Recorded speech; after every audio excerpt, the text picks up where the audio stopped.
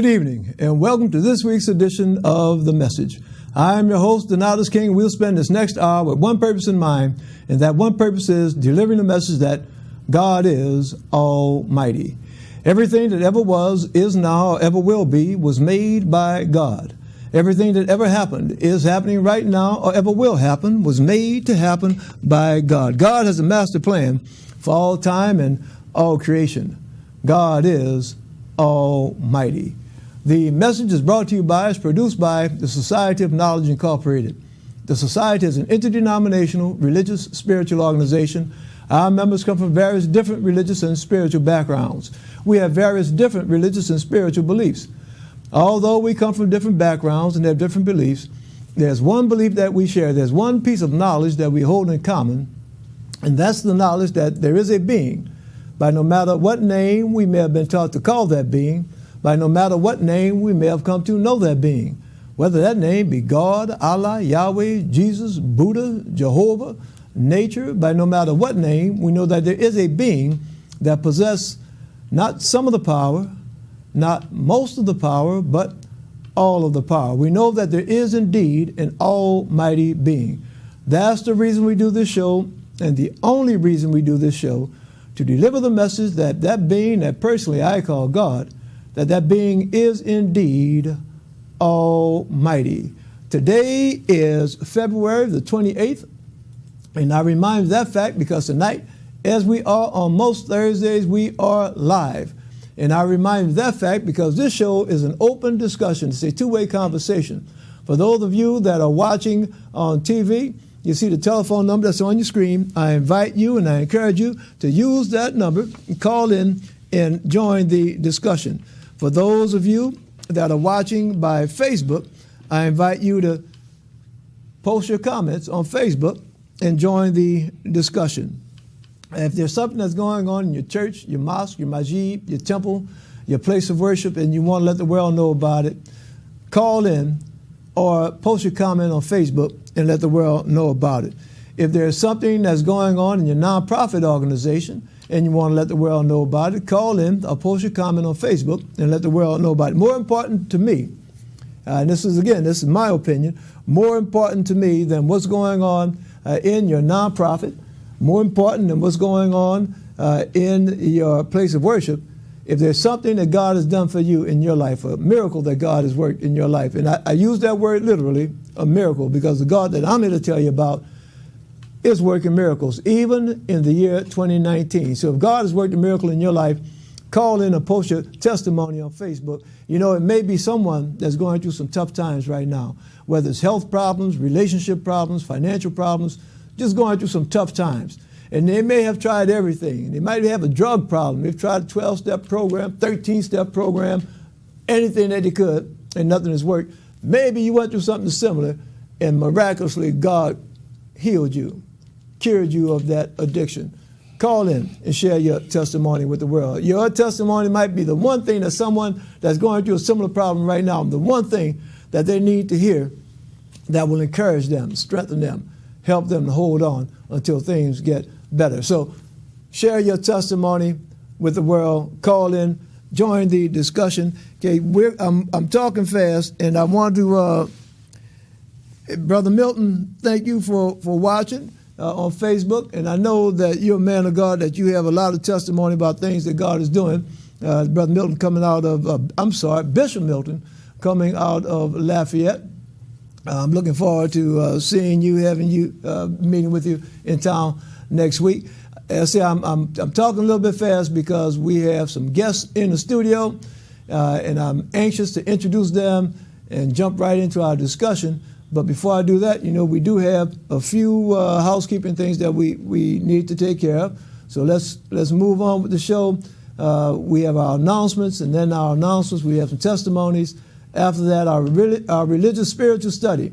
Prove all things, hold fast that which is good. Coming out of 1 Book Thessalonians chapter 5, verse 21. And every week, we put that up on the board every week because I don't want you to just take my word for granted. I don't want you to believe whatever our guests say in the studio or the folks that post comments.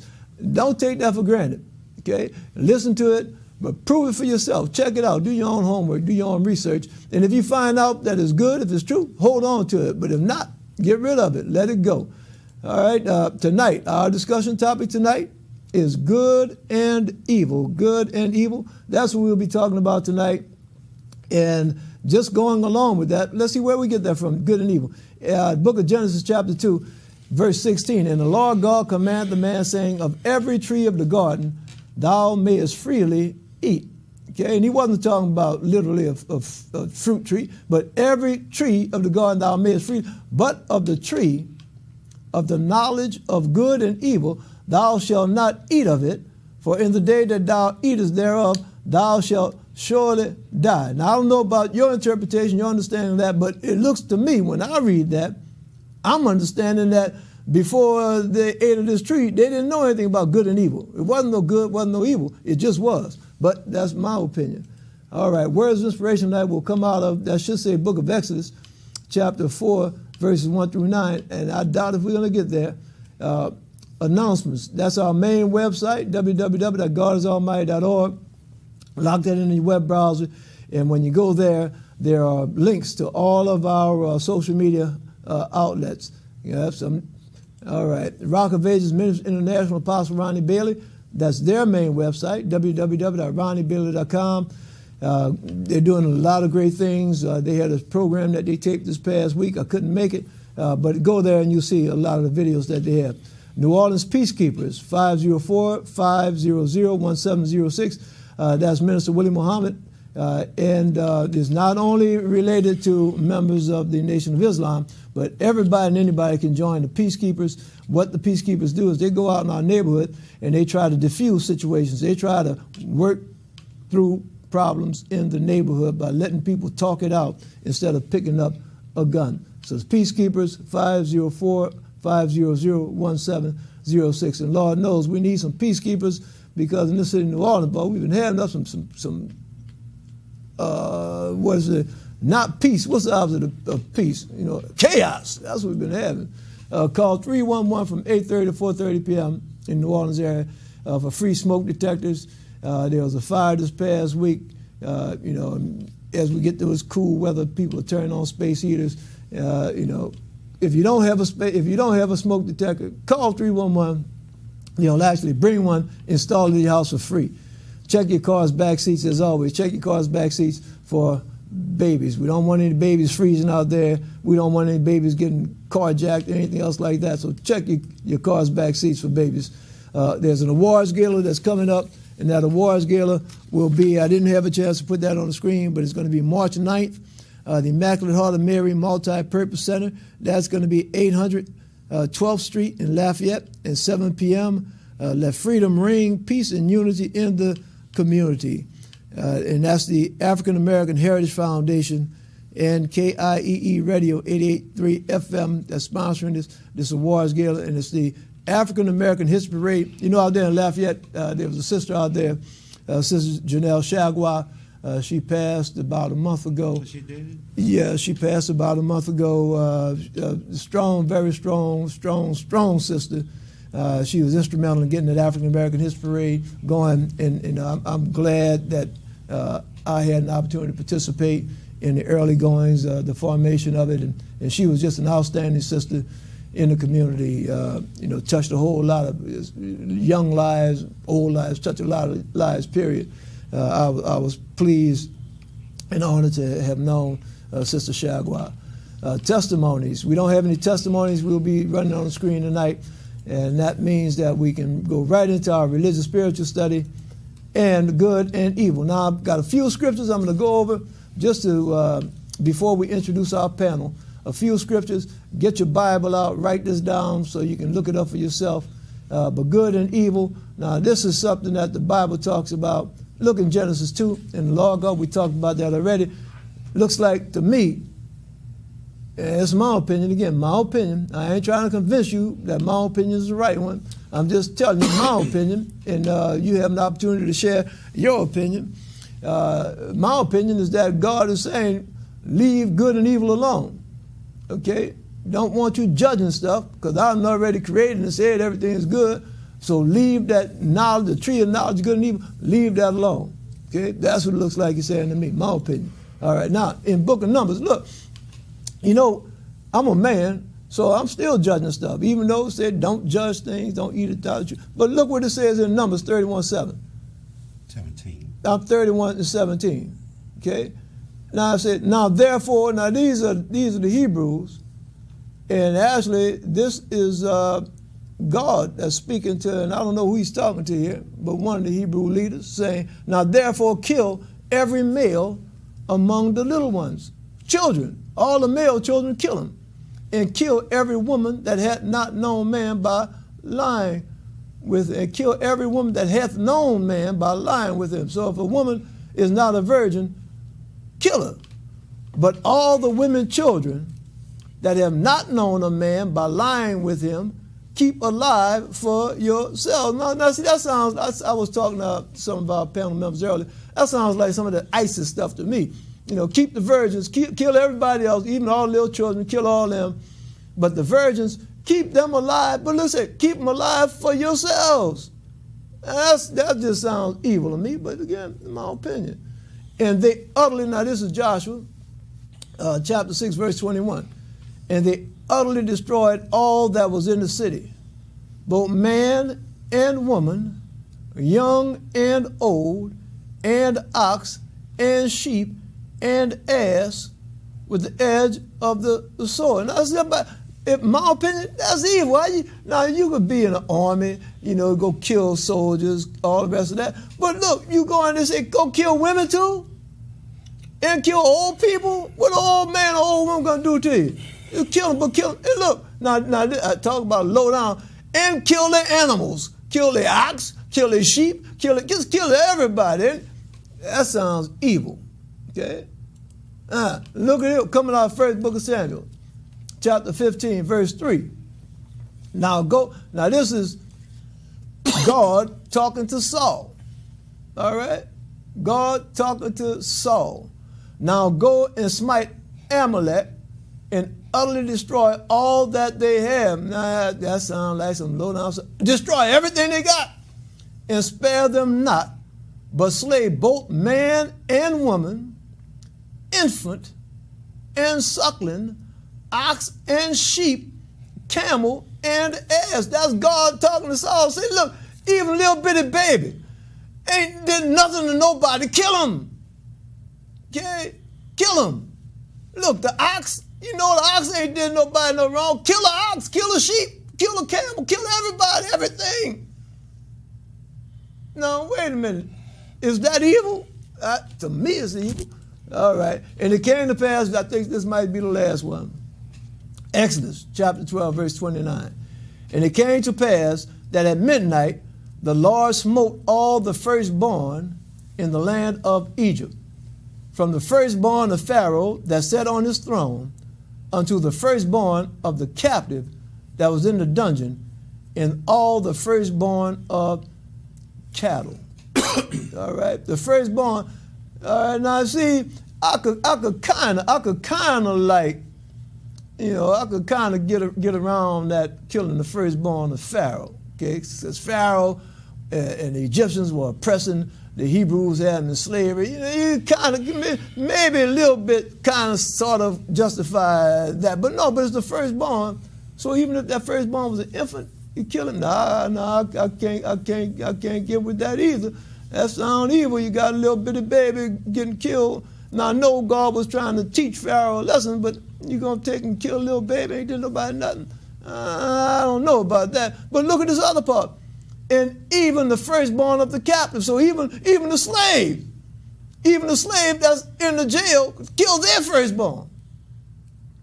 And again, I don't know what the Bible has with this thing about killing the cattle. Look at that. Kill even the firstborn of the cattle, man. Nothing spared. Kill the firstborn. Yeah. So now what you see on the screen, this is yin and yang. You know, when we're talking about when we're talking about the Hebrew religion, you know, that's coming out of that part of the world where a lot of it is rooted in the Abrahamic religions, going out of Mesopotamia, out that area, and we see a lot, you know, again, We have the Hebrew religion with the Jewish folks. Christianity is built on that, and even Islam.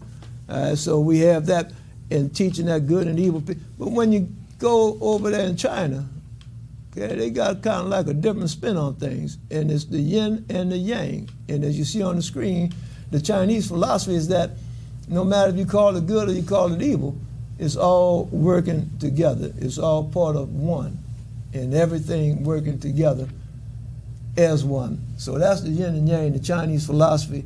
But now getting back, this on your screen right now, the Epicurean paradox. If you're watching this, write that down.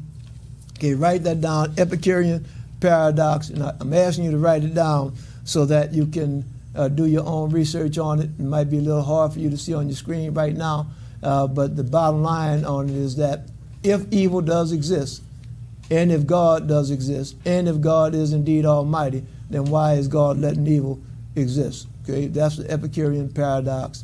It's worthwhile looking that up for yourself. And it comes down to our last screen. I'm going to introduce our guest. Good or evil, who decides? Good or evil, who decides? And those scriptures that I was reading earlier, those were the good guys, okay, about killing the babies and keeping the virgins for yourself. Those were the good guys, okay? So, in my opinion, that was some evil stuff. But when you read through the Bible, those were the good guys. And when you read through the Bible, that was God telling them to do that. So now, I'm sure those people whose babies were getting killed, I'm sure that they were saying that the people that were doing the killing was evil. I'm sure of that. Yeah. But good or evil, who decides? All right, we're going to introduce our panel members. And gentlemen, I apologize. It took a little while to set that up. But it needed to be done. Give us a little bit grist for the mill, so to speak. And we're going to introduce our panel now. To my immediate left, no stranger to the show. He's been on the show many, many times. Bishop Wendy Mead. Good evening, Bishop. Good evening, sir. All right. Next to Bishop Mead, we have Brother Robert P. Robertson. How you doing, Brother Rob? All right. And next to Brother Robertson, the one and only P-Town Prince, 17 Ward Troubadour, Uptown Renaissance Man, Brother Chuck Perkins. All right, Chuck. All right, now, we have... Now, these gentlemen here, I'm just going to share this with you. Those of you that know them, have seen them, the Bishop's been on the show many times. Brother Rob's been on the show many times. Chuck, I think this might be your first time. But Chuck has a program, a radio program. What's the name of your program? The Conscious Hour with Chuck Perkins. Okay, the Conscious Hour with Chuck Perkins. And I think it's okay that we say because it's a nonprofit show, your show is daily, 4 o'clock? Yes, Monday through Friday, 4 p.m. to 6 p.m. on WBOK. All right. And all three of these gentlemen, as long as I've known them and followed them, listened to them, they're thoughtful, they're educated. When I say educated not only in the books, but when it comes down to, something that we used to say, I don't know if young people say it too much anymore, but mother wit, street smarts, and just spiritual knowledge. Understand what I'm saying now? Spiritual knowledge, not something coming out of a book, not something coming out of somebody telling you something, but spiritual knowledge. So, gentlemen, the table has been set. Good and evil, and we're gonna start out with just start down here. All right, Brother Chuck. Good and evil. Well, I tell you, we talking about good and evil. The first thing, while we went through all of the slides, I think it's probably important for us to probably establish: are we talking about religious fundamentalists or non-fundamentalists? Because if we're talking about the fundamentalists, and they are what's being said in the Bible. A lot of these words coming straight from God, then they take that literally, right? But then there's some people who take it as who don't take it literally, maybe see the Bible as being some parables, allegories, and maybe it could be useful as a blueprint, but they don't necessarily take it literally. So I think it's important to establish, which perspective we are coming from. Well, Brother Chuck, look, let's get dirty and nasty on this. Okay, so we're not going to take it from anybody else's perspective. We're going to take it from our own personal perspectives. Okay, so good and evil. What's good and evil? Well, is there good? Is there evil? It's both, but I saw you talked about the Epicurean paradox, and ironically, I just had a very similar discussion with Pastor Marie Galatis on my show, Artis, because she was saying that some of these babies are born like they got demons in them and whatnot, and the first thing came to my mind was like, listen, if you're saying that God is omnipotent, that he's almighty, all powerful, all everything, and he's more powerful than the devil, then you got a baby that's a blank slate who hasn't done anything to anybody. Then why is it that we have a God that would allow a baby to be born with some kind of evil spirit? And what was your answer to that? Well, I think that we have to, for the people who believe in God, you got to re-examine what kind of power you give God, right? Because we can't have it both ways. If God really does have all the power and he really is the one who gets to control everything, and there's something he could do to prevent this child from suffering the way the child is suffering when this baby hasn't done anything to anybody, then we have to question that. But maybe, I don't know, maybe maybe our God is limited. Maybe he doesn't have complete control of that kind of stuff. That's part of the definition of the word you put out, the term. I'm reading it now. What's that? All right. That what you say, that's what that Epicurean paradox, it says that. I was just reading it as you were saying it. All right. Well, now we got Brother Chuck, and look, we gonna bring this back on. All right. Brother Ra. Yeah. Well, you know me. I don't really lean towards biblical stuff. I have a perspective, a belief in the ancient spirituality, and that's my sole belief. And even though in my lifetime, I've lived around evil. I've seen evil. I've even practiced evil. Thank you. And the thing is, I know evil exists, but once you understand that evil and good are social constructs, that in order That's to... That's one of the big phrases that I might have to break that down. Social construct, all right? Yeah. Well, see, the civilization that we live in, this white power structure that we all exist in, it always classify things in absolutes of black and white. You see, it's a comparison of you do this, this should be done and this should not be done. You see, whereas in nature, there is no such thing as good and evil. But when you look at the way things are in society now, amongst men, whatever makes you happy. That Kantian utilitarianism, that good and evil, good and bad, only exists when something is good for you or distasteful to you. You see. So the thing is, but in the ancient spirituality, you have only truth. And what exists outside of truth is chaos. All right. You see, so, you have to, they teach you in the ancient spirituality that you have to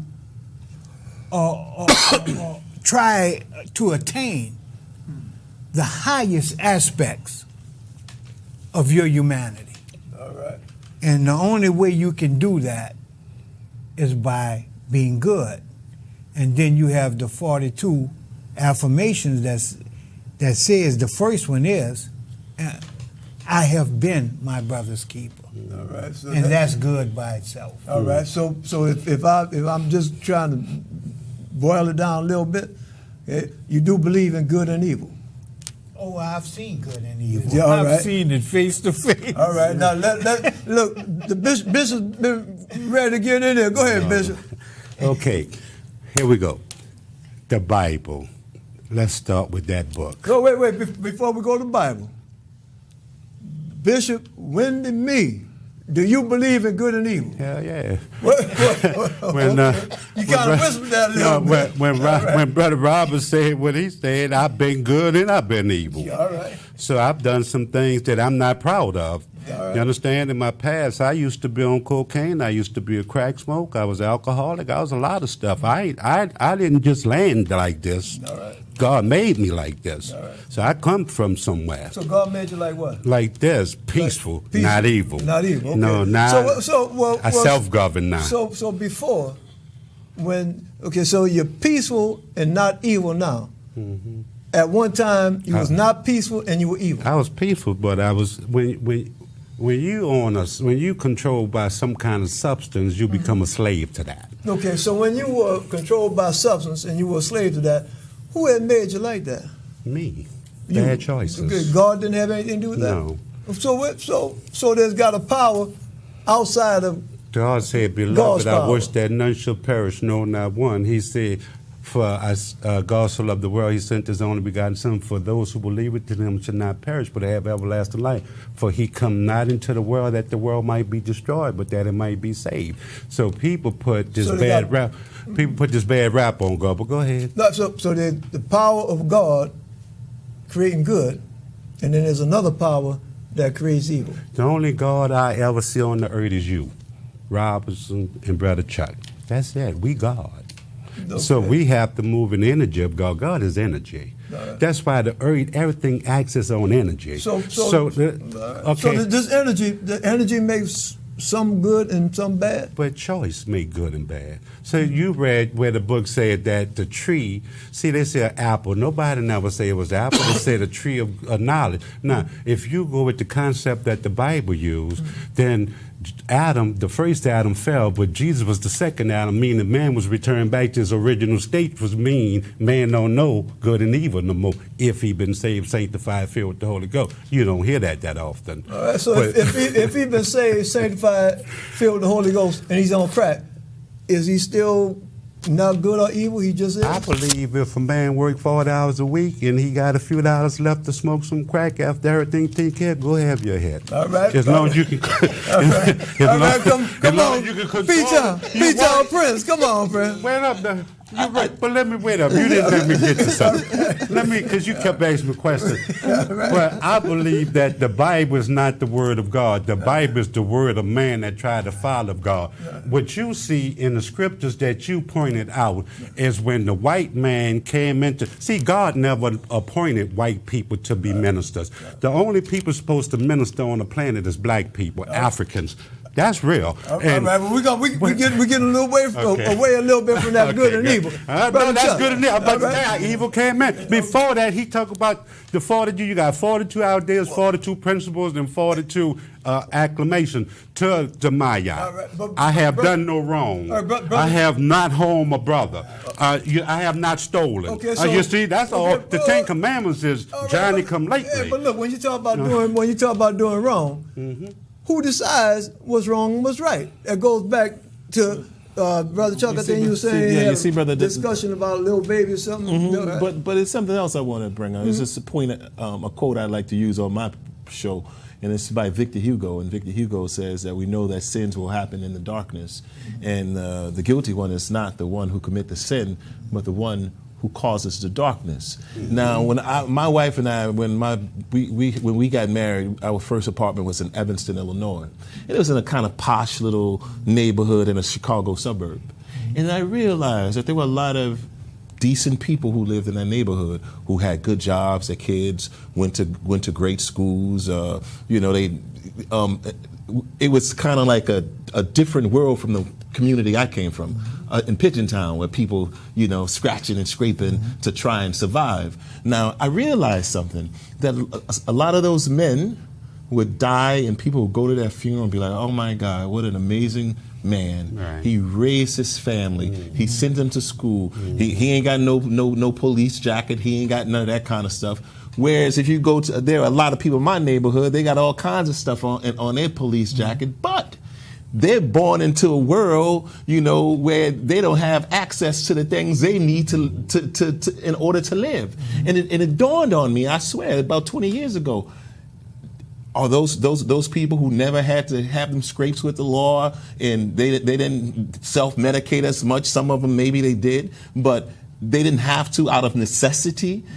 Does that make them better than the good people I knew in my neighborhood who, if they had a job and had all the things they need to live, then they probably wouldn't have had them brushes and scrapes with the laws either. Come on now. We're coming to the, and I see you're giving some affirmation of that. Let me just put something out there. Okay.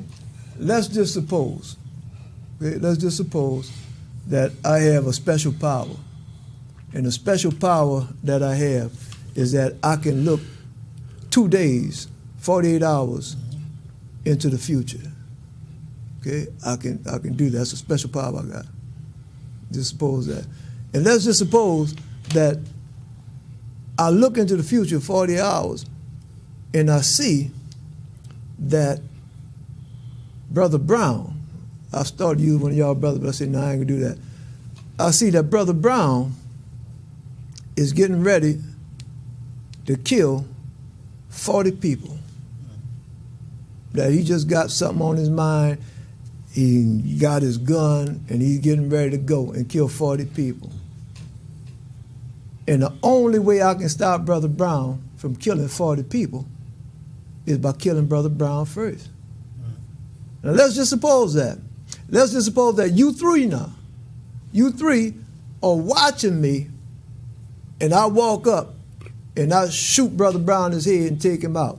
I've saved 40 lives. But all y'all saw was me taking Brother Brown's life. Am I good or am I evil? Good. It's good. Well, let me say this. Let me say this much. It depends, though. It depends on if Brother Brown was if he was killing 40 people who were about to go out and who were harming people. That's one thing. If he was just killing 40 innocent people and you killed him, then that's good. But at the time I did it, y'all didn't know that I could see into the future. Right, but here's the deal. All y'all saw was me coming in. But here's the deal. If you see into the future, try to seek a way to try to talk Brother Brown down. You change it. That's not the scenario. But because that's the problem, is dialogue in our community. See, a young person to tell you, a guy I sit at the Waffle House with, he worked at the Youth Study Center for 35 years. And he said he would ask them young guys sometime, man, why you did it? He said, Mr. Mack, if I would have thought about it, I wouldn't have did it. Bishop, give them a chance to think about it. Plant some. You see what I'm saying? Bishop, I understand. If I could see into the future, I would do that first. But then, but I didn't. Okay, Right. I didn't. Right. Okay, I saw it in the future. I saw that, and wait, I'm gonna write this down. But remember, I saw that the only way I could stop Brother Brown, the only way. And when I say only, I mean couldn't talk him out, couldn't do nothing, couldn't get the police. The only way I could stop him was by taking him out. Y'all saw me walk up and take him out. That's all y'all knew. Y'all didn't know I saw in the future. Right. All y'all knew is that, man, what the Nadas did. The Nadas just walked up. That man was just sitting there, minding his own business. The Nadas walked up and blew him away. Is the Nadas good or evil? Well, take the historical example. Well, wait, now see, you drawing some more. He wants you to deal exactly with that. Yeah, before we explain. It's relative. It's relative. All right. So take a historical example of Robert Charles, who killed 27 white people after 10,000 white people was trying to kill him. You see, so he was reacting to a case of police brutality, where some policemen tried to brutalize him. He fought back. and then they were coming after him to kill him. But he killed them instead and went on a week-long rampage of killing white people, who were after him to kill him. Now, history tells you that this man was evil. No, their story tell you that. They tell you. Well, yeah. The history says that the man was evil.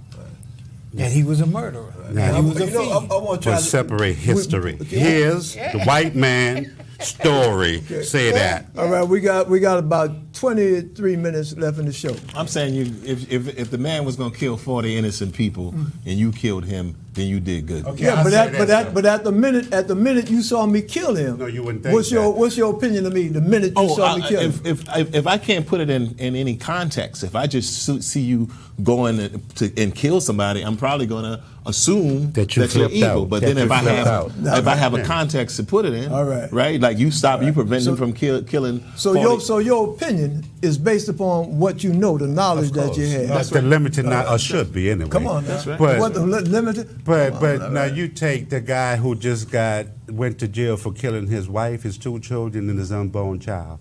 And as soon as he got convicted, women sent him marriage proposals. So when you ask that question, it's according to who you're talking to and their life experiences, what answer you're going to get. So you don't have, that's like saying love is universal. That's he the was biggest asking lie. how we felt. Right. He just wanted. That's the biggest lie ever told. All right, now let's go somewhere. In this last 20 minutes, let's go somewhere else, because we've been dealing with things on this level as far as I think we use the word society and the rest of that.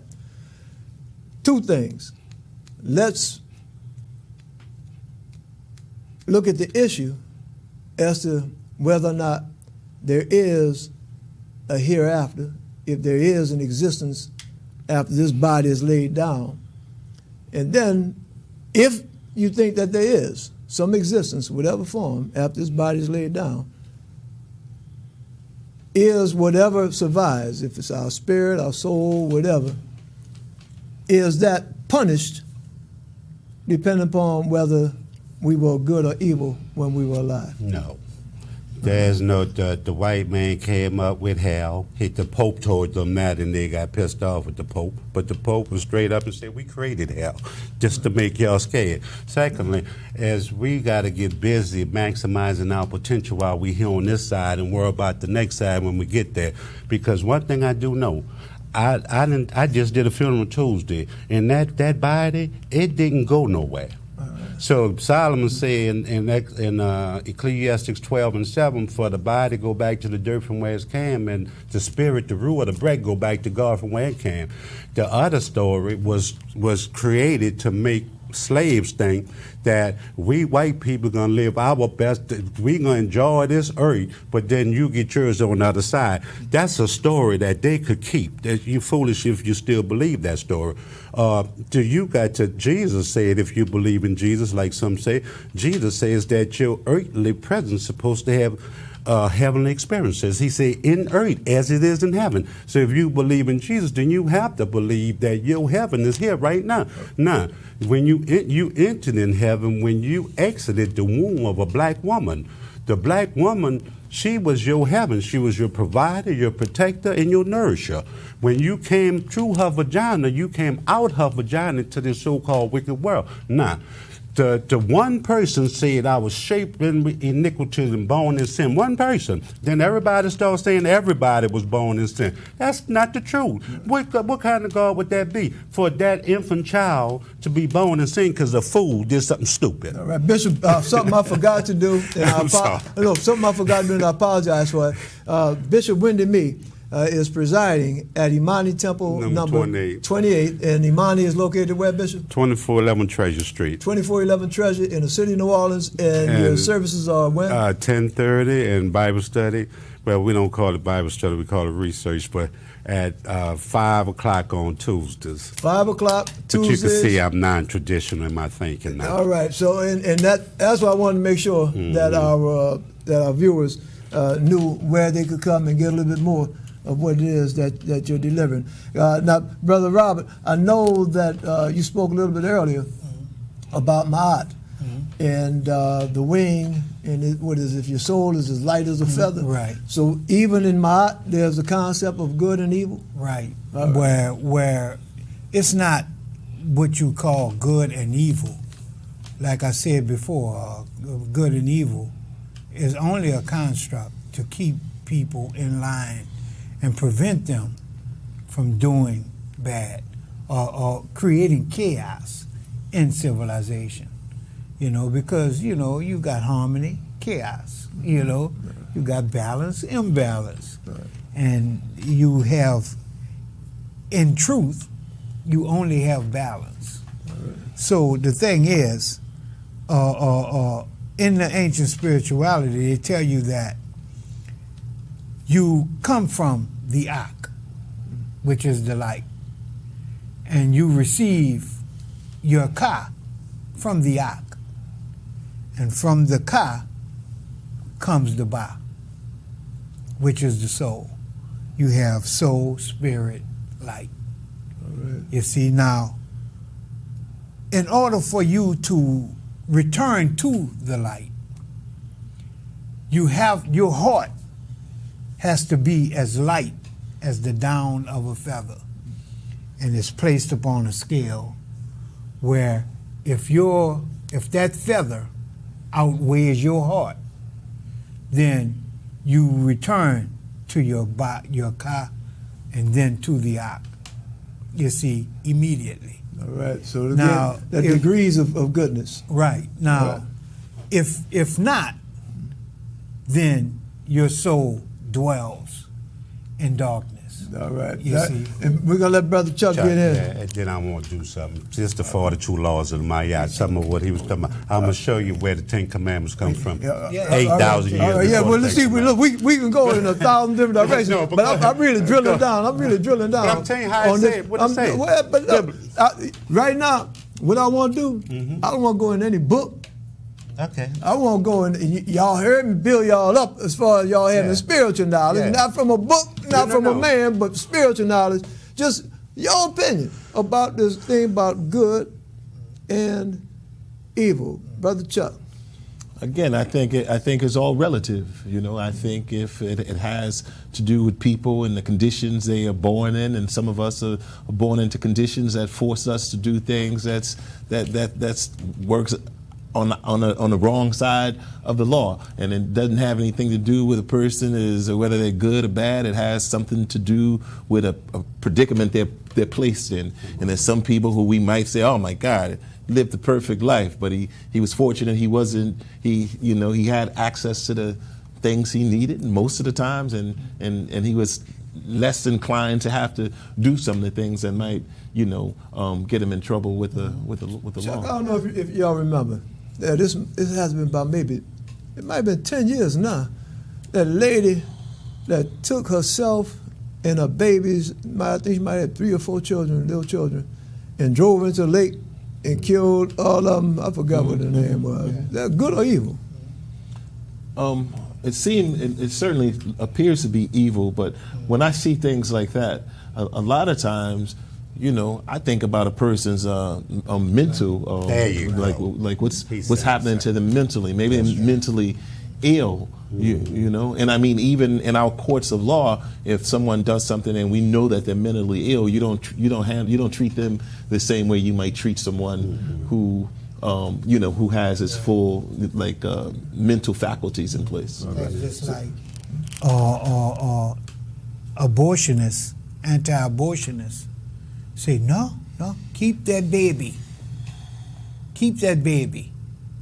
and live a fulfilled life. And then when a woman have the baby, and then go to them for aid, they'll say, "Oh, that's yours. Responsibility. You take care of your own responsibility." You see, so when you look at a woman doing something like that and she's pressured into murder, her own flesh and blood, murder somebody that she went through pain delivering, which would be, the ultimate evil, you got to consider Yeah. what was in her mind. Mental illness. What was she working from what dynamics was she working from in order to compel her to do such a thing? Because mental illness is serious, and we don't deal with that enough. It used to be taboo in the black community. But what we do is we double victimize the victim, because a lot of times, as he was saying, the sister, what was it that made her think that that was the best consequence? So the thing is, what caused that? So we judge the reaction, but what about the action that sparked the reaction? With R. Kelly, his brother said they was molested, then he turned out to be a molester. But we judge the molester, but we got to get to what caused the problem. Because if you don't fix it mentally. So you believe evil exists? Yeah, I told you that. Excuse me from saying, I'm talking like I'm not on TV. Yeah, but this is the question. Yeah. Could God eliminate evil?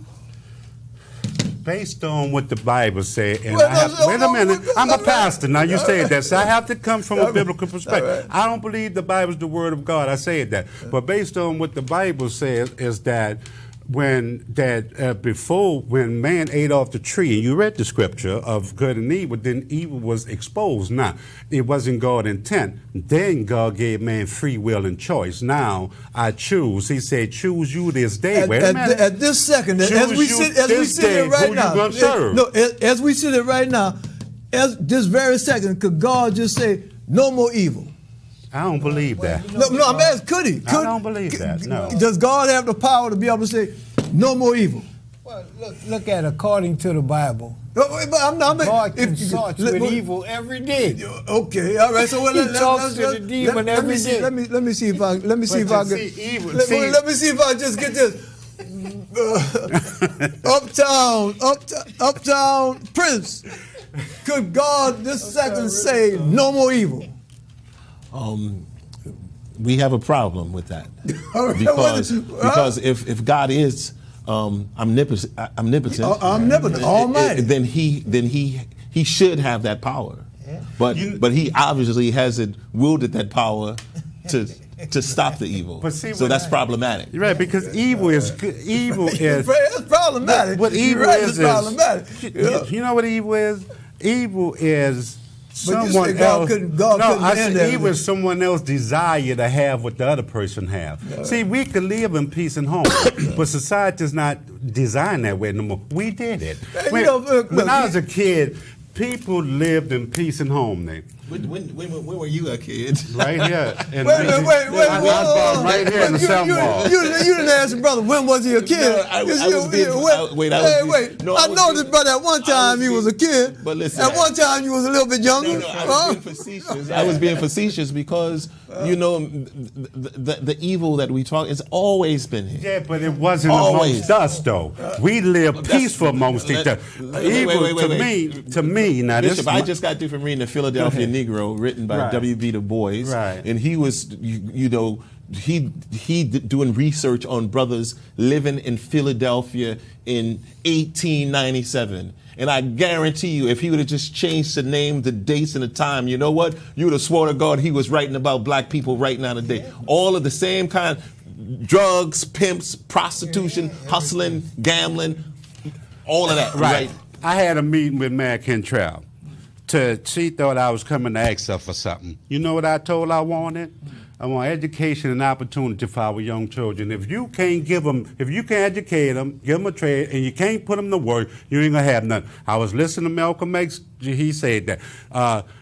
Marcus Garvey, 35 years after slavery, had 4 million followers, bought 5 ships, had banks. See, let me tell you.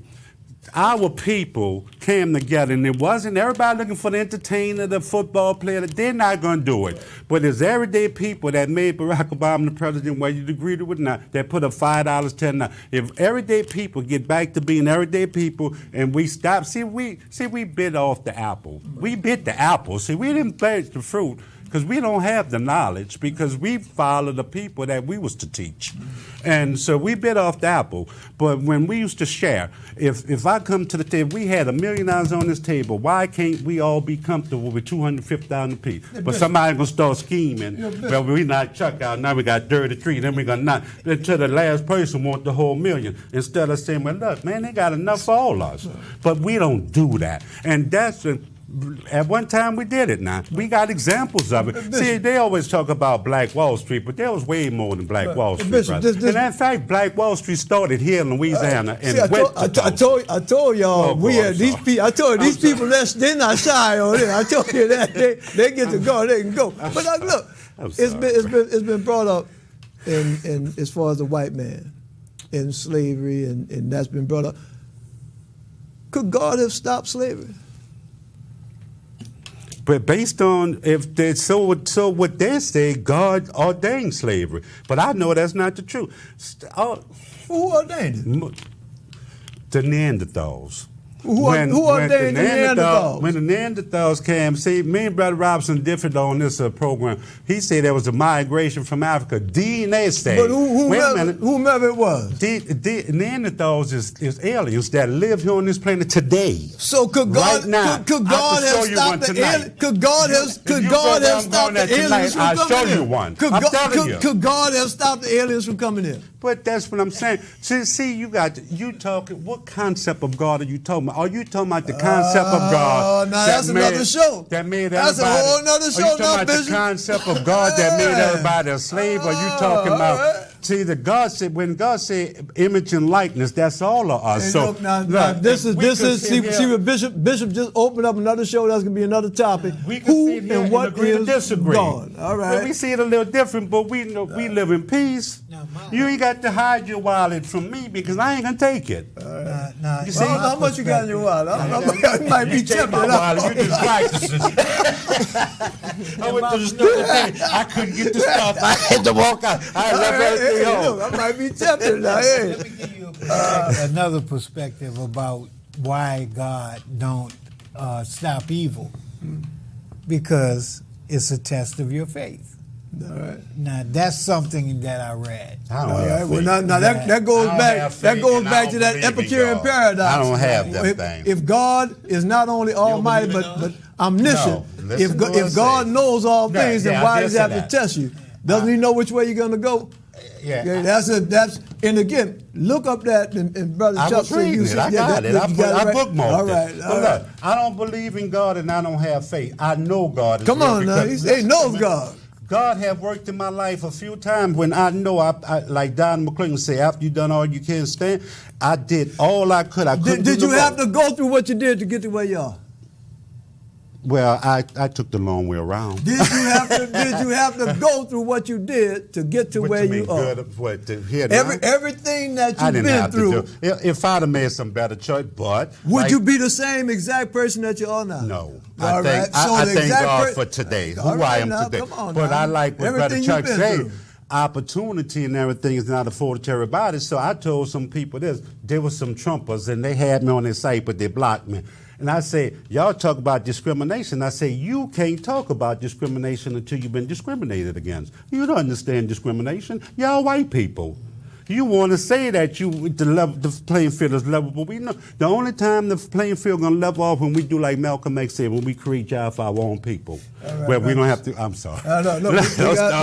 We got about 5 minutes left in the show.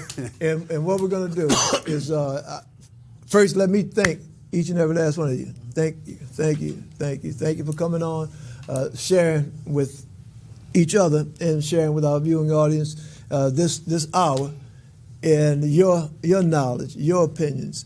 And viewers, as I said earlier, everything about this show, prove all things, okay? You heard the bishop, you heard Brother Rob, you heard Uptown Prince, Brother Perkins, you heard me. Don't take it for gospel, okay? Prove it for yourself. Do your own research. And look, when I say do your own research, not only your own research as far as Google, not only your own research as far as reading books, but let the Spirit guide you. Come on now. Okay? Let the Spirit guide you. It's a job. All right. We got about 3 minutes left in the show, and I'm going to take them 3 minutes. And, brothers, I want each of you all to take a minute, not one of them preachers' minutes, No, okay. you know, not one of them troubadours' minutes, you know, not the author's minute. And Brother Rob, I'm going to take up 30 seconds. Brother Rob is also the author of how many pieces? 10 books. 10 books? 10 books. You can contact me, and I'll let you know where you can get his books and the titles of those books. But now, starting with the... I started the last Okay, starting with Bishop. That's what I want to do, brother. I want to thank you for your years of dedication and getting information out to our people, challenging them to think. As a thinking person... A thinking person is stable, but a non-thinking person is a fool. And so you go in these churches that have all this noise and distraction, they're looking for non-thinking people. On this show, you welcome thinking people to come in and express what they think. Not many venues like that. So I thank you, brother. I thank you. Thank you, Bishop. Yeah. Brother Rob. All right. And like I had mentioned Robert Charles before, in the end, he was vindicated. And all of the people that was with him, or the people that was associated with him, were vindicated too. You know why? Because they found out that what they did to him was wrong. See. Right. And you see, so, but history says that the man was crazy, he was bad, and he was a dope fiend, and he was this, that, and the other. But it was wrong. That was wrong too. All right. So, I mean, when you look at good and evil, just like you say about slavery, why did God could have saved slavery? You know, I mean, God did stop slavery. He stopped it through abolitionists. 1 minute left. But the thing is, slavery could come back at any minute. All right, Uptown. I just want to say that there was a time when we were hunters and gatherers, and we needed each other to live, and so we probably worked more together then. But once we kind of like drew the lines and say, this is my land and this is, you know, my land right here, and then we take these bodies, we got to clothe them, we got to feed them, we got to keep them warm in the winter, you know, cool in the summertime. Now, you know, the greed thing comes in. You know, we need resources, and if we can mitigate that, if we can figure out how to mitigate that, maybe we could minimize the evil side of the scale. All right, getting the signal from the control booth. Thank you all for watching the message. Invite you back here again next week. If you're watching Facebook, share this program with your friends, your Facebook friends. Again, may Almighty God bless you and yours with peace.